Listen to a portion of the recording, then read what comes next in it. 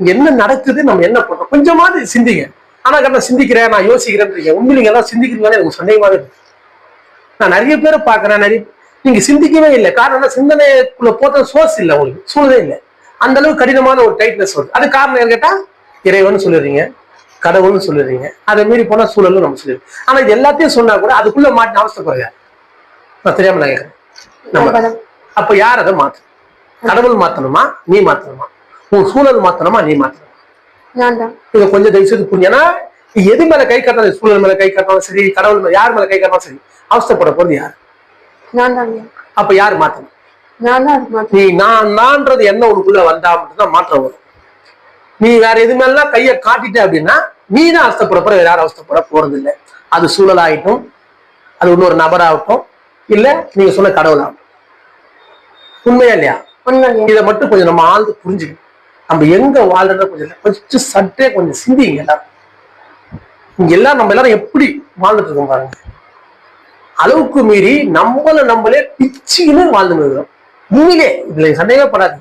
நம்மளோட ரத்தத்தை நம்மளே ஒரு ஸ்ட்ரா போட்டு குடிக்கிறோம்னா குடிக்கிறோம். அப்படிதான் நம்ம வாழ்றோம். நம்மளை கேட்டா அது நம்மளுக்கு இல்லைங்க அவங்களுக்கு, அவங்களை கேட்டா அவங்களுக்கு இல்லை அவங்களுக்கு, இப்படியேதான் சொல்லிங்கன்னு அதை சுத்தினே ரொட்டேஷன்ல வருது. உண்மைதானே? வெளியே வேர்வைய ரத்தத்தை வேறுமையா சிந்தி நீ உழைச்சி வாங்க. புரியுதா? புரியுது. இதை கொஞ்சம் ரொம்ப யோசிக்க வேண்டிய ஒரு விஷயம். இப்போ தினைக்கும் காலையில ஒரு 9 மணிக்கு போங்க, எல்லா கம்பெனி ஃபேக்டரி வாசல்லையும் பார்த்தீங்கன்னா கேட் ஒன்று இருக்கும். அந்த கேட்டை திறப்பாங்க, எல்லாரும் பைக் வச்சு சர்ன்னு உள்ள போவாங்க. பாத்துருக்கீங்களா? எல்லாம் சிரிச்சின்னு ஹாப்பியா போவாங்க. எங்க போறாங்க? ஜெயிலுக்கு போறாங்க. உண்மையா இல்லையா? நீங்க கிட்ட வேலைக்கு போறாங்கன்றீங்க, ரெண்டுமே ஒண்ணுதான். உண்மை. வேலைக்கு போறது ஜெயிலுக்கு போறது என்ன விஷயம் சொல்ல மாட்டேன். ஜெயிலே ஒண்ணு இருக்காது. உள்ள ஒரு கேட்டு போட்டு உள்ள விட்டுருவான், பூட்டுவான், பெஞ்சா திறக்க மாட்டான். அவங்க கிட்ட தப்பு பண்ணிட்டான். ஆனால் அவனுக்கு என்னன்னா, அவனை பொறுத்த வரைக்கும் ஒரு 6 மாசமோ 1 வருஷமோ இல்லை 10 வருஷமோ தண்டனை. இவங்களுக்கு டைமிங் தான் வித்தியாசம், வேற ஒண்ணும் இல்லை. இவங்களுக்கு வந்து 8 ஹவர், ஓவர் டைம்னா 12 ஹவர், இன்னும் டபுள் ஓவர் டைம்னா 16 ஹவர், இல்லைன்னா ஒரு 4 நாள் கம்பெனி இருக்குது. பாத்துருக்கீங்களா? இதுல நீங்க ஃபாரின் போறவங்களா பாத்தீங்கன்னா அவங்களாம் லாங் டைம். இப்ப இவங்களை எப்படி நீங்க ஒரு ரொம்ப தவறு போனவர் போய் தண்டனை வைக்கிறீங்க, அந்த மாதிரி ஆகும். உண்மையா இல்லையா? நீங்க ஒரு சிம்பிளா யோசிச்சு பாருங்களேன்.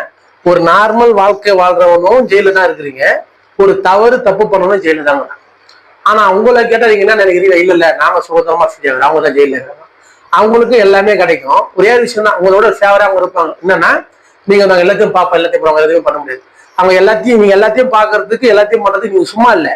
தினந்தோறும் போய் உன் வேர்வைய, உன் ரத்தத்தை வேர்வையா சிந்தி நீ துட்டு சம்பாதிச்சு வந்தா தான் பண்ண முடியும். 1. 2வது, இவ்வளவு செஞ்சு என்ன செஞ்சு கேள்வி வரும். 2, இவ்வளவுதானே. நீங்க இவ்வளவும் பண்ணா உங்களுக்கு நோய்